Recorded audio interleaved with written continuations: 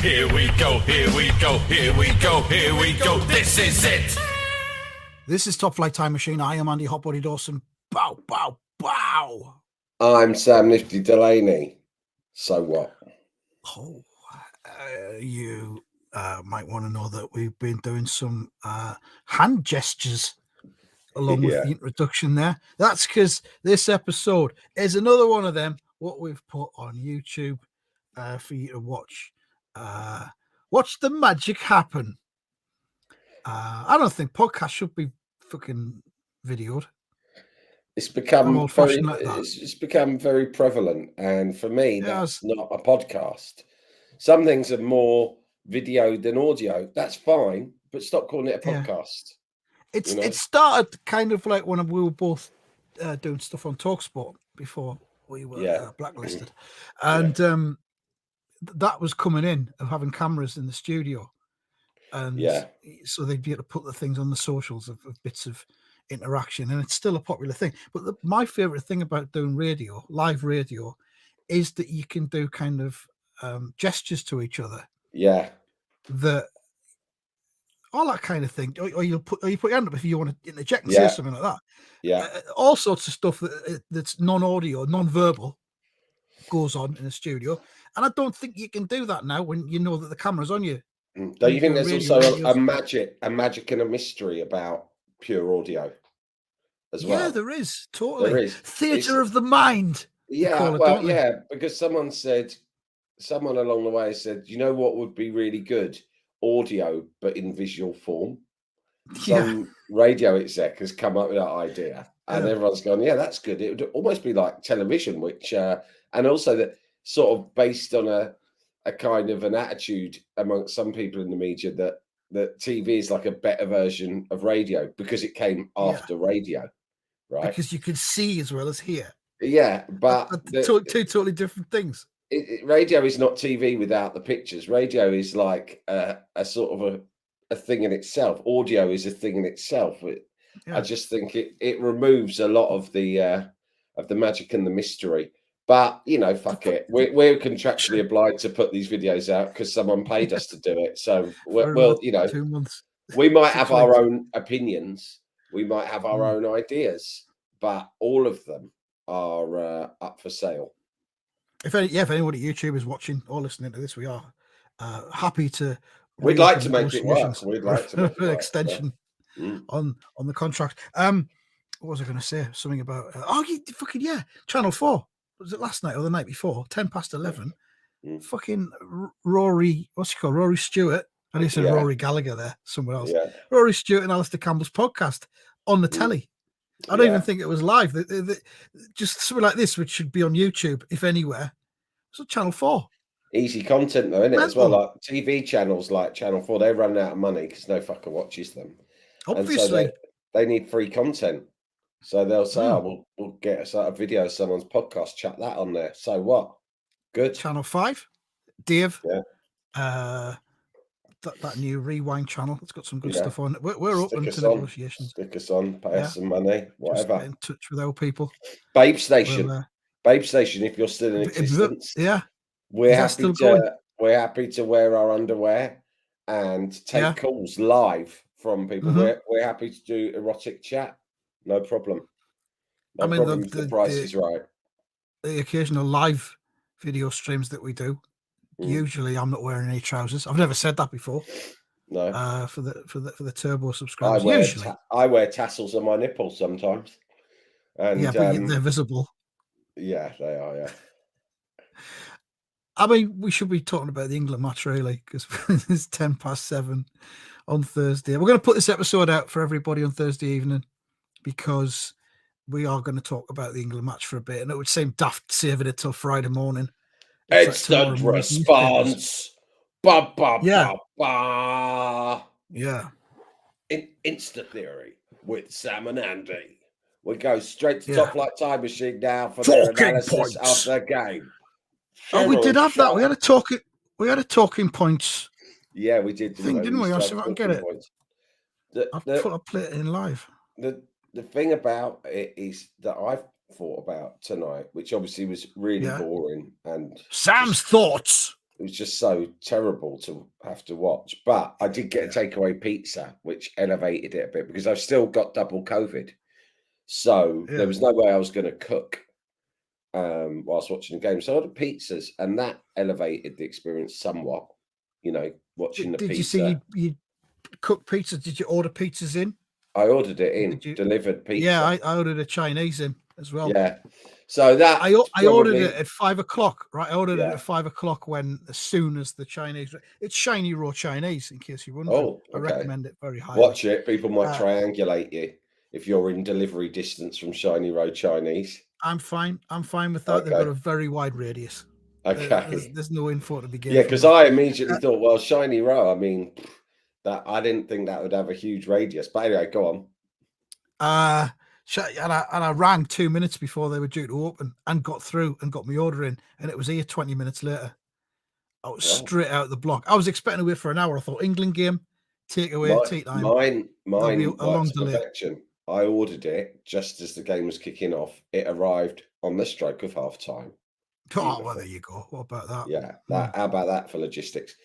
So that was good. But what I was amazed by was, first of all, I can never fathom how much of a shit all the pundits seem to give. Like, they really seem to give a shit. And I saw Alan Shearer was magnificent. Shearer and Rio and Mika Richards and even Lineker were like, so great. And I'm thinking, you guys have actually done this for a living. Like, you've played in games like this. Like, how can you care so much? Alan Shearer, do you remember Euro 96 when Alan Shearer hadn't scored for England for 21 months before the tournament? And he sat there slagging off the England players. Well, I couldn't believe how much of a kicking they all gave Harry Kane. It's come out of the blue, right? There's been no build-up and no warning. Harry Kane has been English football's golden boy for close to a decade, right? No one will say a bad word about Harry Kane, right? He scored the fucking goal tonight. Yeah. And all of a sudden, I didn't see, I'm not like some huge Harry Kane fan, although I would say I've always thought he seems like a decent fella, right? But as a player, I'm not, whatever, Harry Kane. But at half time, I've been watching the game and I hadn't really picked out Harry Kane as being particularly shit. I just thought everyone was shit. And then it got half time, and out of the blue, so they've gone from 0 to 100. All of them are like basically saying Harry Kane is now shit. It's official. He needs to be removed from the team and flogged. I'm like, whoa, where's this come from? Yeah. And there was no attention. They're like, get him out. He's finished. He's ready for the scrapper's yard. He's disgusting. He makes me sick. Turn the cunt to glue. I hate Harry Kane. And I'm like, fucking hell. Could be a bit gentle on the bloke. He's been England captain for fucking years. He's scored loads of goals. He's had a bad 45 minutes, but still managed to notch one. He scored a goal. Yeah. Did he miss? Did he miss like 4 or 5 glaring chances that I didn't see? He didn't do anything like that. I just thought what chances were created after England scored. None. I'm not saying he had a bad game. I'm not saying he had a good game. He had a bad game for sure, and I didn't think he was that good the other night either. But it just seems so brutal because, especially on BBC, they're so polite usually, and they've always got their favourites. And he follows in that line of favourites, like Alan Shearer. Those players who are always like, the establishment broadcasters and media treat with kid gloves, right? And he's very much one of those.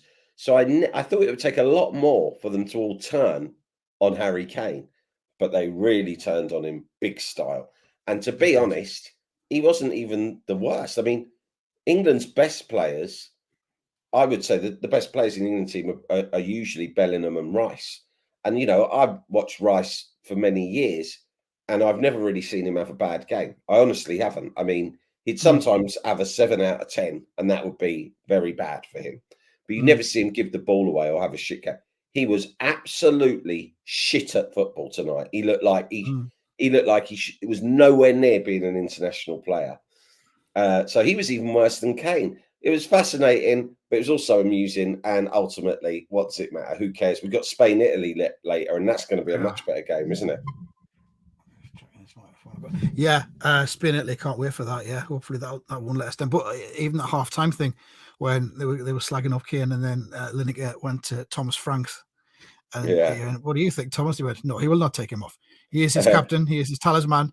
The team is almost built around him. No, he will not take him off. But I thought, yes, correct. But then he did fucking take him off. He did, but I think what he meant was he won't take him off at half time, I think he meant. I mean, no. Thomas Frank. Was that what they were calling for? For him to come off straight away? They wanted him off at half time. They wanted him dead, right? Yeah. Rio and Mika and Shearer would have gladly beaten Harry Kane to death live on the BBC at the expense of our license fees. Thomas Frank, what a guy. Classy, sophisticated, erudite, smooth. And I just thought, God, I feel bad for him having to sit with these silly bastards. He's above it. The foreign guys are all great. Cesc Fabregas is great as well. Yeah, they're better than any of the English guys. Lineker with his really awful jokes that he seems so excited to tell and pleased with himself about. Yeah. Right. Awful. Mika Richards is not too bad since he's calmed down the whole kind of just laughing his head off. And Rio, I mean, we've talked about Rio. We've established what we think about the man is an utter fool. He's a fool. Yeah. But the thing is, though, that all the apoplexy coming from Shearer in that second half, he was just on fucking edge all the way through. Yeah. Ready for some kind of aneurysm. He wanted to fight Guy Mowbray, I think. He almost did, yeah. But it's Denmark. Denmark have won a tournament more recently than England have. Yeah, they're not a shit team. Loads of those teams those players play in the Premier League. We played Denmark in the semi-final of Euro 20. Yeah. And it took extra time to win.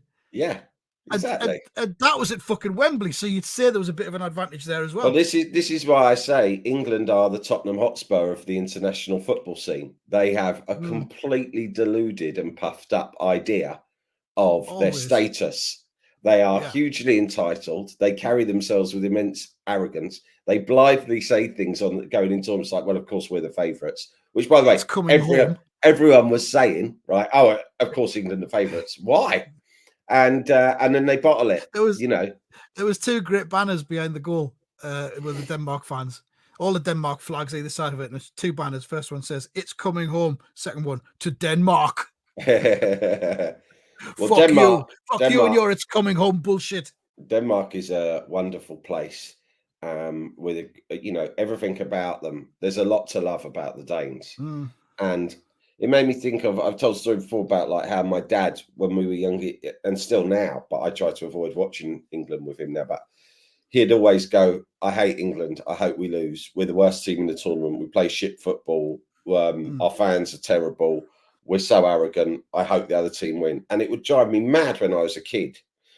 And it reached its apex in 1990. I thought I was going to throttle him until David Platt scored that winner against Belgium. And then suddenly he was up jumping with the rest of us. Fuck. But so bad until then. But I suddenly thought, in 1990, my dad would have been 50. I'm 49 now. And I'm watching the game with my kids. And I'm basically saying, I kind of want Denmark to win at this stage. Because they deserve to. Yeah. They deserve to. Denmark is a nicer place than England. The people are nicer. They're nicer people, right? Or certainly their football fans are nicer than our football fans, right? Loads of whom have been running around fucking Germany singing songs about World War II this week. About World War II again, yeah. Which is really like no need. No fucker in the whole of Europe likes England. Do you know what I mean? None of them like England. They all want us to lose. Brexit hasn't helped. No. Brexit's compounded that hatred. Yeah. So we don't realise it either. We don't get it. Well, many of us don't anyway. Yeah, scuttling around singing songs about fucking bombers over Germany and all this sort of nonsense. I'm thinking, let the fucking Danes win. Nice bunch of lads, have totally outperformed us, play with humility and grit, and, great working social democracy. What's not to like about them? What's not to like? Fucking hell, England are still top of the table as well on 4 points. Yeah. They're the only team to have won so far in this group. All the other matches have been draws. So all they've got to do is win, and they qualify top of the table.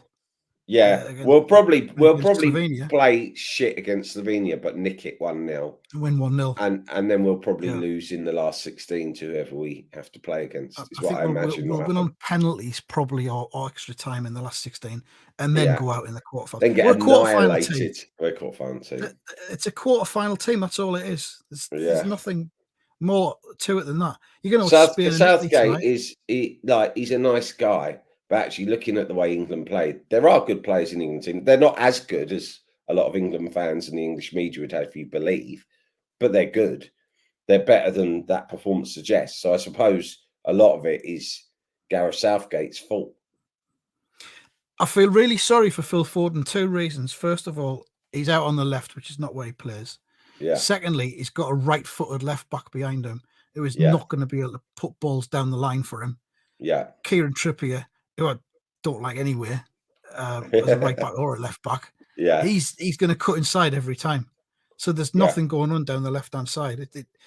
Having said that, when Foden did get opportunities to do something tonight, he was fucking awful.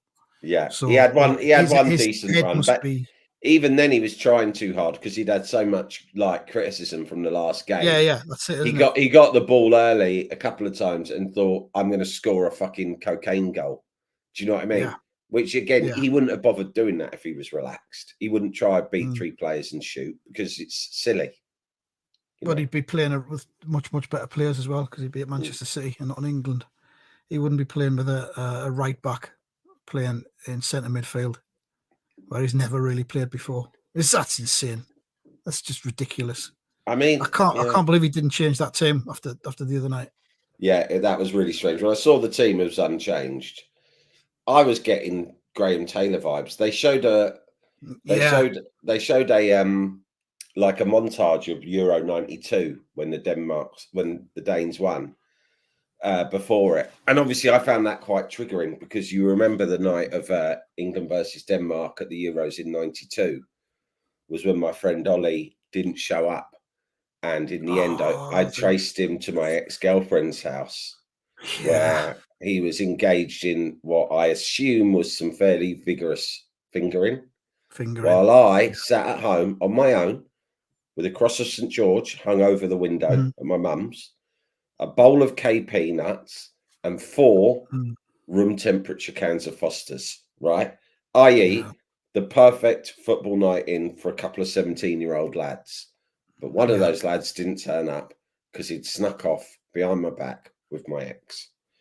And I mean, you're still friends. Does that still come to the surface now and again? A lot. Yeah, always. He loves it if I bring it up. He finds well, there you go. He finds it hilarious. In fact, I haven't texted him about it tonight, but when I do, it'll cheer him up. Just tell him you mentioned it on the podcast as well. He knows that I've talked about it before. Yeah, I'm still in touch with the girl concerned. She's I think I told her that I mentioned it on the podcast as well. She remembers nothing of any of it. Yeah, she'd go, really? I can't. Very vague, my memories of those days. Who are you again? Any girl I knew back then, if ever I bring up the past, I go, I can't remember anything about those days. So she claims not to remember it, but I fucking do. And my mate definitely does. He thinks he's got it down as a fucking golden moment. He thinks it's his imperial phase. You can't win against that. You can't. I can't. Don't think that I, for a moment, could get him to feel guilty. Quite the opposite. So obviously, I have painful memories of that. But they showed the montage of that game, of that tournament, and I thought, and they showed Graham Taylor really struggling and pundits slating him and the press getting stuck into him. And I thought to myself, I think Southgate's in that situation. And the difference between Graham Taylor and Gareth Southgate is that Gareth Southgate has presided over a pretty strong era in terms of players that are available to him. Graham Taylor, who I interviewed at length for an article I wrote about the Do I Not Like That documentary. I spent a few hours with Graham Taylor talking all about his time as England manager and the story behind that doc. And his thing, he said, look, we had 4 very good players. I think he said that was Pearce, Platt, Adams, and Shearer, right? And he said, and he said Gazza was all over the place, sometimes fit, sometimes not, half the time pissed, so he didn't count. Most of those 4 good players were injured. I very rarely had all 4 of them at once. And at the time, English football said, he was playing people like Carlton Palmer, Keith Curl, I was going to mention Carlton Andy Sin, and there was a lot of players there's players, Jeff Thomas. I mean, I know Jeff Thomas got ill, but that surely doesn't mean we can't admit that it was no excuse. He wasn't ill at the time, as far as we know. He was poor. He was too poor. It might have led to his illness. Yeah, who knows? That shot he did against France, where it went out for vote. If you're listening, Jeff, get in touch. I heard 2 versions. How are you? How is your health? But it was bad, right? It was tough. Graham Taylor, not in retrospect, people think, oh, Graham Taylor, good guy, decent manager, shit with England, shit players. Gareth Southgate, quite Sven vibes as well, because Sven-Göran Eriksson had an amazing generation of England players, probably better than the ones that Southgate's got. And we were shit with Eriksson as well. But at least Eriksson had an excuse, which was that he was using his status as England manager to fucking get as much fanny as possible, right? Fanny leverage. Yeah, it was he admits it in his book. He goes, I took the England job for one reason, fanny leverage. And it worked. Look, I had Nancy Delolio, and I thought I can stick on this level, or I could try and go Ulrika Johnson. Yeah, he goes. I went for the big jump, and it paid off. I'm from Sweden, so I'm used to a much higher standard of fanny than you get in England. But he said it's very much like when you go to a little bit of a ropey nightclub, knowing that it'll be lower hanging fruit. He went, that's how I saw England. So I thought I'll clean up. And to my surprise, the first Doris I got hold of, would you believe it? She was Swedish anyway. Right? She understood me. He couldn't believe it. Couldn't believe his fucking luck. So he had that excuse, but Southgate's not got an excuse like that. I don't know. Doesn't seem interested in women at all, or the acquisition of women. I wouldn't be surprised if he had no genitalia. I was just going to say that smooth like an action man. Yeah, smooth like an action man under there. Or he tapes it up his arsehole. I think Gareth Southgate is a pubeless virgin, and I'm going to write that across a cross of St. George, right, and take it out to Germany for the next group game. I don't imagine you'll come up against much conflict. I think no one's going to stop. No one's going to stop me walking down the street behind you singing it. I'll find those Sheffield United lads with the bring back fingering flag, and I'll stick it up next to theirs. Yeah. Gareth Southgate is a pubeless virgin. Start a chant as well. They'll all follow you. You will. You'll be like the Pied Piper through the streets of wherever the fuck it is we're playing next, or whenever it is. I'm not sure. Gelson fucknut. Yeah, it's been pretty grim, but Spain Italy's on in half an hour, so that's. Did you see that? Yeah, go on. Oh, go on. I was going to quickly say I had another conversation with Bramberry, the talking cat. Oh yeah. The other day. Of course, I've told you before about the time he was outside my son's bedroom scratching at the door, and I says, "What is it? What's there, Bramberry?" And he went, "Mouse." And I've got that on video. Brilliant. I think I've shown you it before. I've not made it publicly available, but you can verify that. Yeah, I can verify. So this is around at my ex-wife's house. Yeah. That's where Bramberry lives. But I'm there quite often, dropping the kids off, picking them up, and all that kind of thing. So I'm sitting there in the living room. Bramberry comes in. And Bramberry has a tendency when he comes in the room to announce himself. But if you get in first, you can make it into a conversation. He'll walk in, he'll go, "Hello, Bramberry," and I go, "Hello," like that. And it sounds exactly like that. Yeah. So I did that. I said, "Hello, Bramberry," and "Hello." And I says, "What's going on? You been out?" I swear to God, he went, "Yeah." Wonderful. Absolutely. Oh man, it was so good. That moment is going to give me sustenance for decades to come. It doesn't matter. The Euros don't matter. That's better than the Euros. Matter. It's all over. Branbury's won the Euros. Better than the Euros and the election rolled together. What's up, Bram? You been out? Yeah. Fucking hell. I was telling my nephew. I didn't even ask anymore. At that wedding I went to, I was telling one of my nephews about that parrot I met when I met Nigel Kennedy. Yeah. I told him the story. I said, I said to him, "Oh, you're a pretty boy, aren't you?" And he went, "That's right." Right. And or I know. I can't remember. Anyway, I was telling my nephew. That was I know, I think, wasn't it? Yeah, Like I that, know. And I went, and I told my nephew this. And my nephew just went, he's like about 20 or something. He went, "Oh, what? You know how these kids talk today. What? You are joking." And I said, "You do know that parrots talk, don't you?" He went, "Yeah, but I didn't know they spoke English."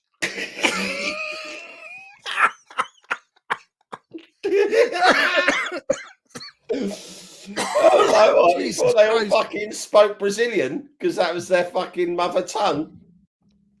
Jesus Christ.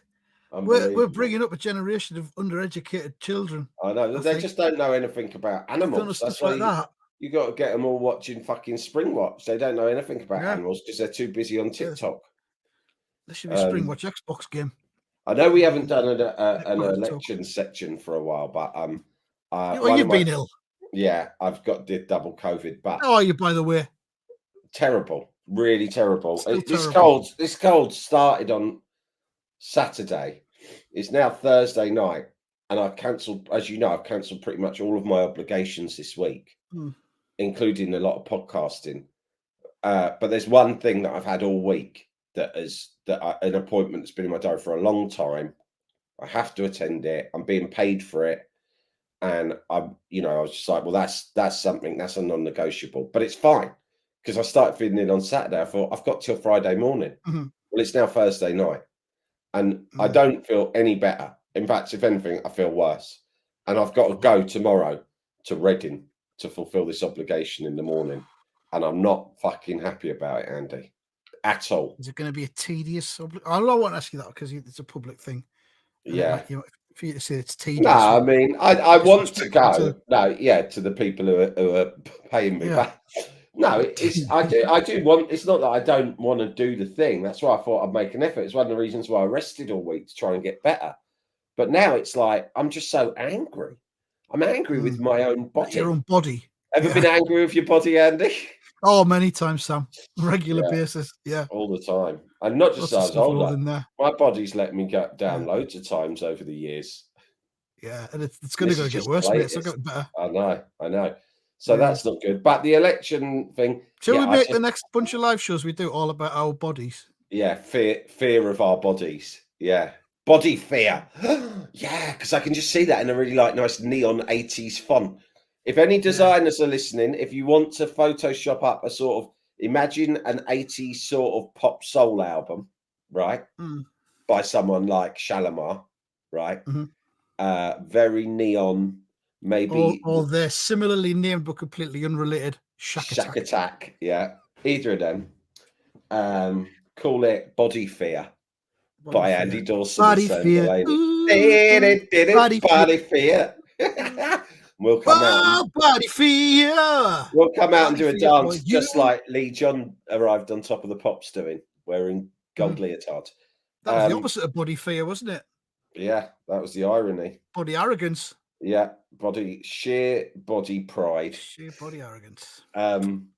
Yeah, but these people who were laying bets left, right, and centre on the election day, fucking legends. If anything, it makes me like Rishi Sunak a tiny bit. Only because, obviously everything about him is awful. He's a wally. And I was just reading that the public went into the election not really liking him. But the polls show over the course of how many fucking weeks this shit show's been going on for, they hate him even more.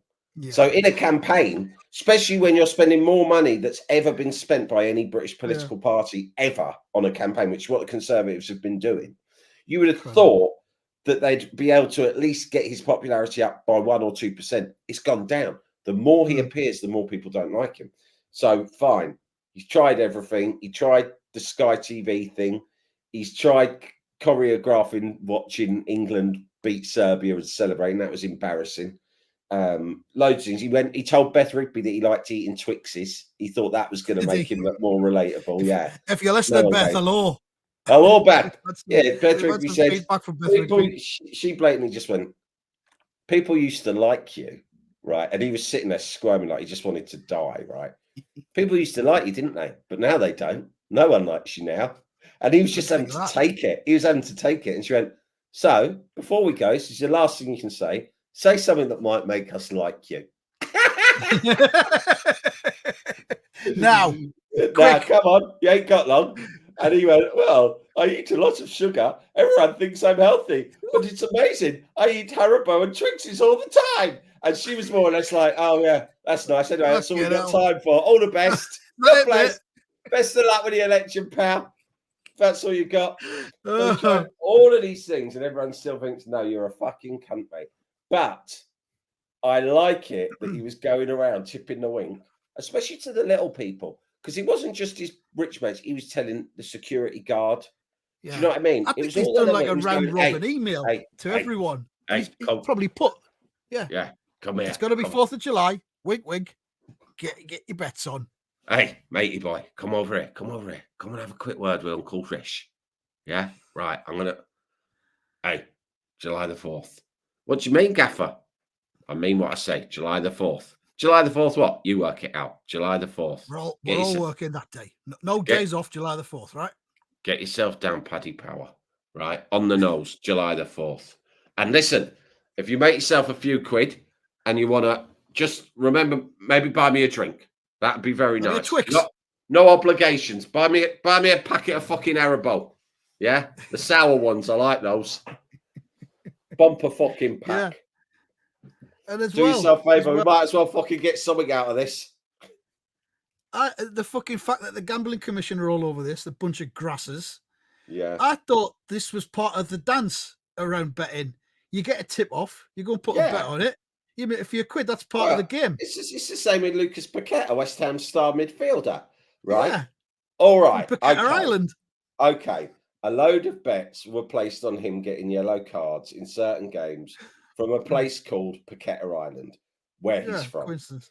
Right. And it's just a fucking coincidence. And then, all right, when you look at the yellow cards, some of them, by which I mean all of them, are really strange, right? Like he's just run up and pushed someone over for no reason. Fine. All right.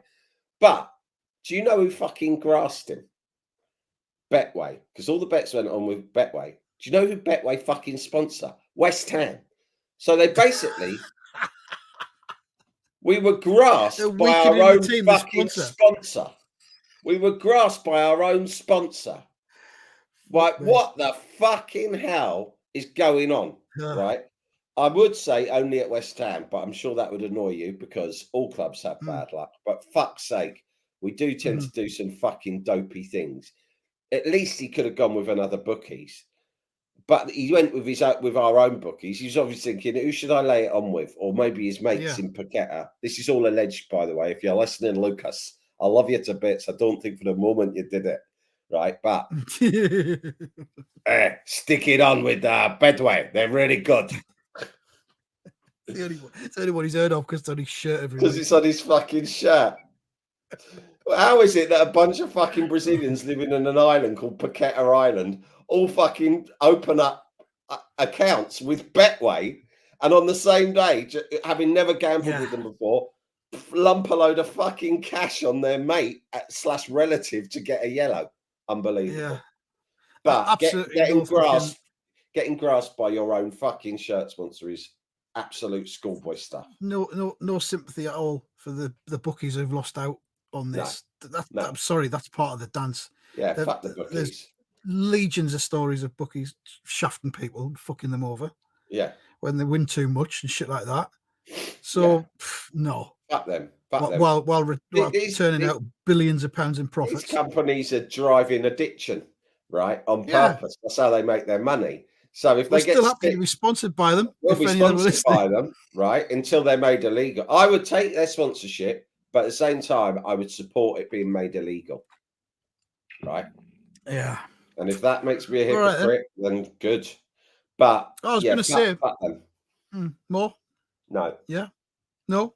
That's just going to say before we go, we've got summer breaks coming up, both of us, and we're going to be pre-recording some episodes, which means we'll be pre-recording some of our very, very popular single issue episodes where we take a subject and we just talk about it for half an hour. I think what we've done in the past, we did beds was one of them.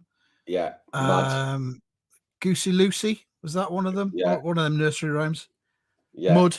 Wasn't Mud an Odyssey? Mud was a multi-part one, I think. Country Mouse and City Mouse. I don't know if we've done that, but I definitely, for some reason, that's on the list. I've got the book on my shelf upstairs, so there must be some reason for that. I found it the other day. Anything you want to suggest, listeners? For Twixes. Us to do a single We could do Twixes. I'm up for Twixes. Do an episode while eating a Twix. Yeah. That'll go down well. With like when we did that custard review. The eating fans. Yeah. Anyway, just shout out there if you've got any suggestions or anything you want us to talk about. You know what we could do? You know, like the custard review episode was really popular. Yeah. What if we did a review of all finger-based chocolates, right?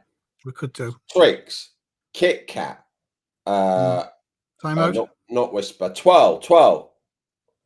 Time Out?